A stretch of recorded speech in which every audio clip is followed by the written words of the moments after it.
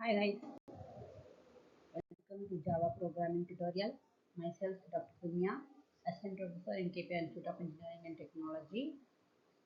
And today's topic is all about pillars of OOPS. OOPS is nothing but object-oriented programming, right? So object-oriented programming. It is the backbone of Java, as Java is not purely object-oriented language, but it is an object-oriented language. It is not purely, but somewhat it is an object-oriented language. So it organizes a program around, as we discussed earlier, it contain objects and also it have well-defined interfaces.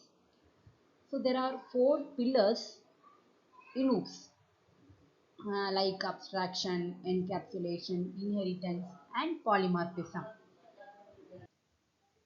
So these are the four pillars of OOPS. Let me discuss one by one. First one is abstraction. So abstraction is nothing but the process of hiding the implementation details, and we are going to expose only the functionality of the user.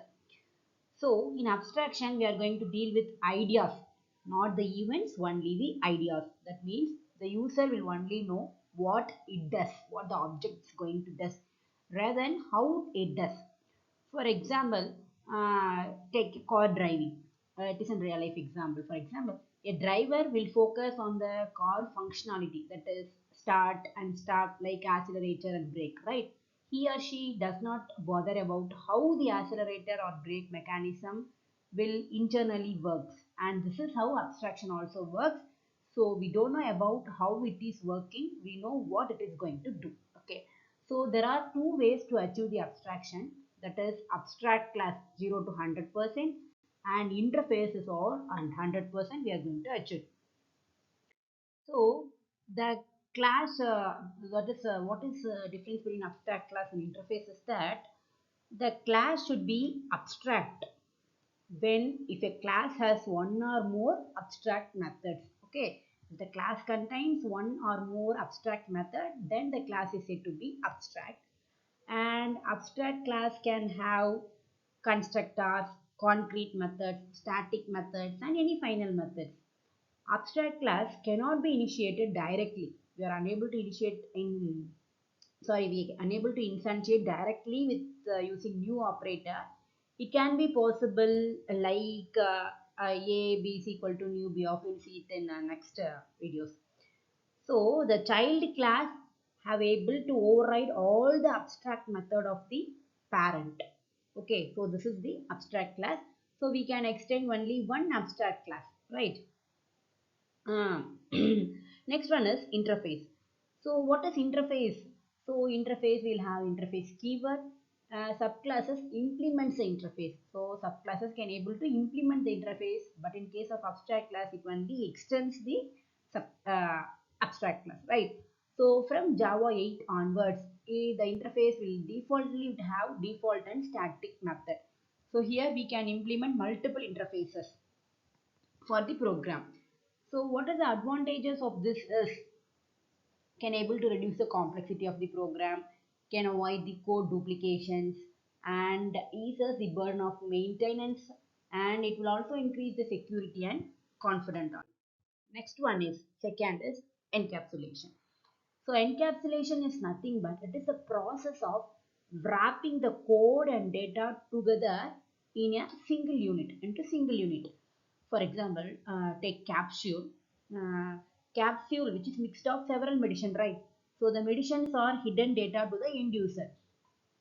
So in order to achieve this encapsulation, Java has to follow certain steps. That is, we have to declare the variable as private and declare the setter and getter to set and get the variable values. All will be followed in encapsulation.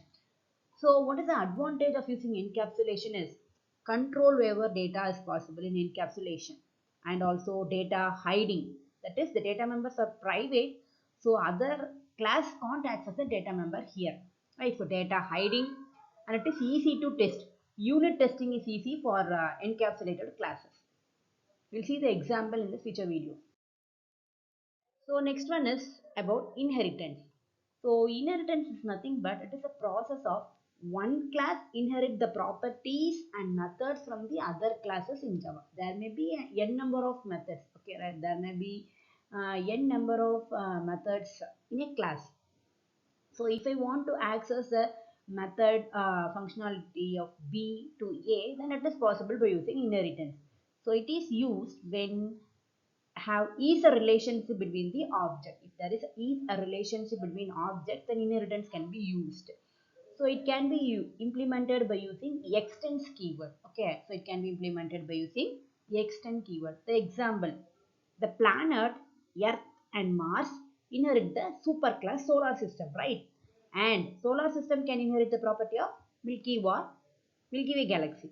So Milky Way galaxy is the top superclass for class solar system and Earth and Mars. So here it provides code reusability. For example, consider person. Person may be employee or customer, and employer may be manager or developer. So these two class inherit employees, and employee and customer inherit person. So inheritance is nothing but acquiring the property of already existing parent class into a newly created class. This is inheritance. There are five types of inheritance in Java. We'll see. So next one is polymorphism. What is polymorphism? So polymorphism is the ability to perform many things in many ways. The word polymorphism is derived from two words, poly and morph.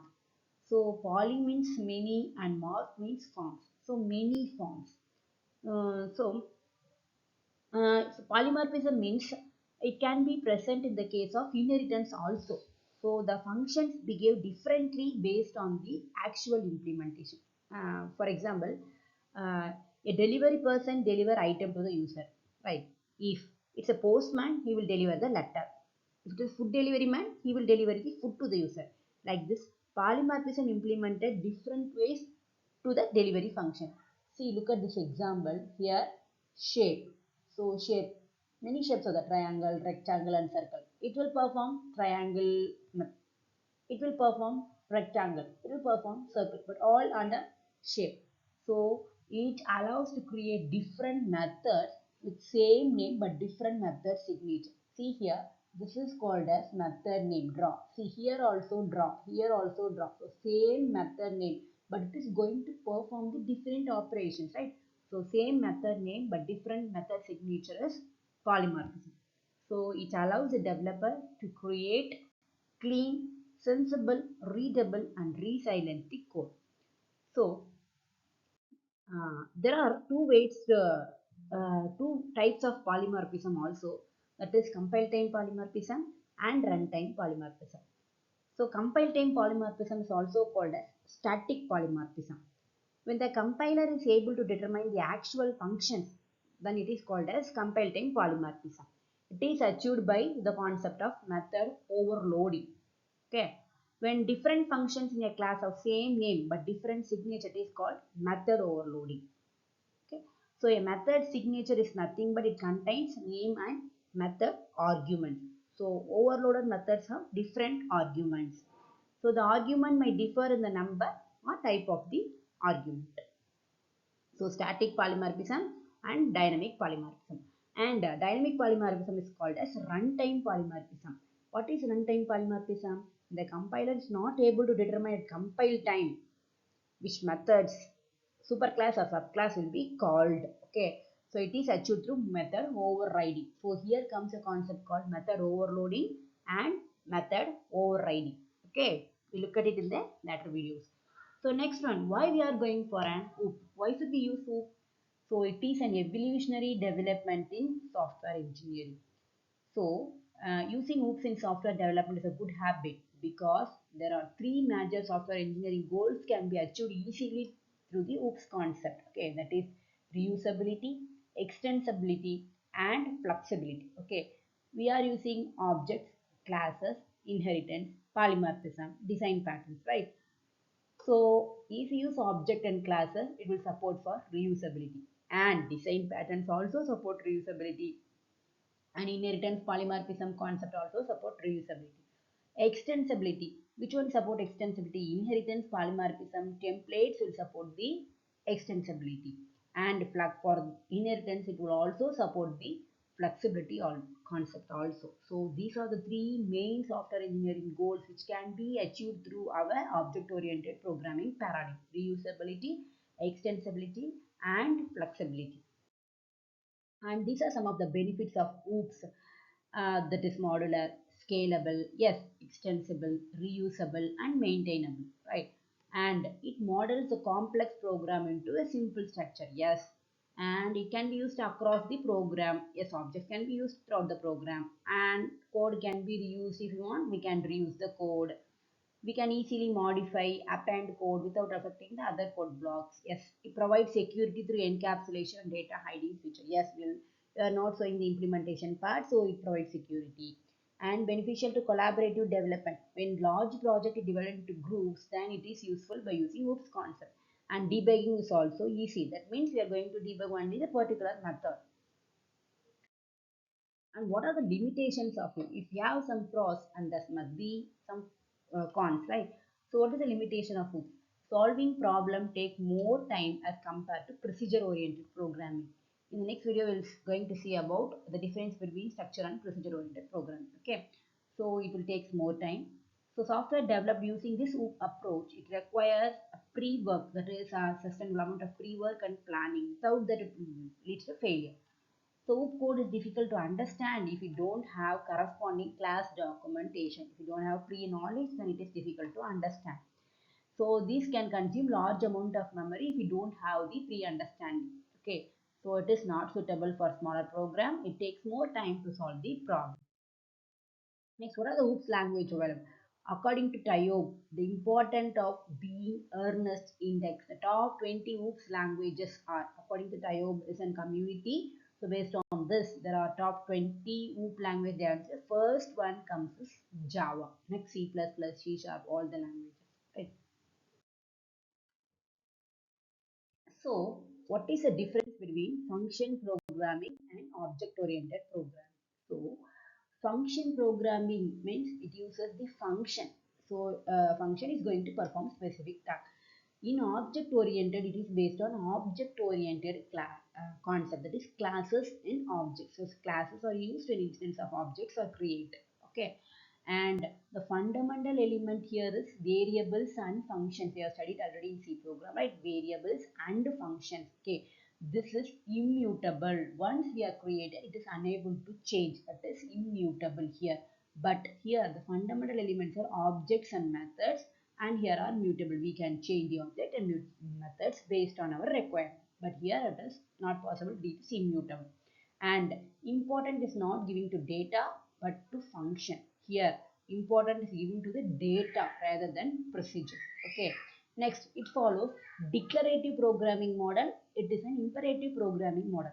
What is declarative is what programs to be executed, that is it will display only end result. Okay, and but here it will how to get the answer step by step. The step by step procedure will be known in imperative object oriented programming. So it is an declarative and it is an imperative, and it uses recursion for iteration, it uses loops for iteration, object oriented.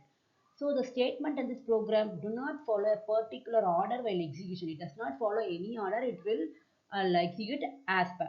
But here it follows some order, that is bottom up approach while execution. Okay, and it does not have, the main thing here is does not have any access specifier. Here access specifier can be used public, private, and protected.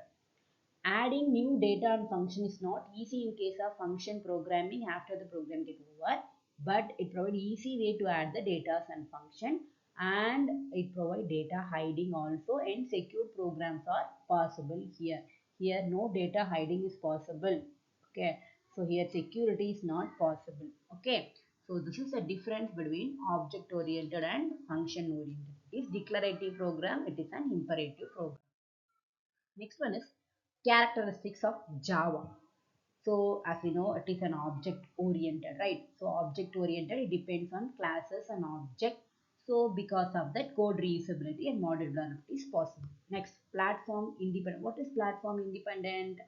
So platform independence means we can compile to bytecode and which can be run on any device with a Java virtual machine. That is write once and run anywhere is possible in Java. See here, have Mac, Windows, Linux, any platform we can run our Java code. Next, it is simple. Yes, it is easy to learn and use. So if syntax is clean and straightforward, so especially for the similar C and C++. Next is secure. Java includes Java includes several security features such as Java Security Manager and bytecode verifier is present default, so which help protect against malicious code and vulnerability. So it is secure. Next one is robust. What is robust is it early checking for possible error as well as runtime checking also possible. So it manages memory automatically through garbage collection. So it prevents the memory leakage and other issues. So see, look at this code system.gcoff. It can be used when objects are no longer referenced. The garbage collector will clean them up. If the program, that is the code, is no longer of use, then will automatically the garbage collector will collect and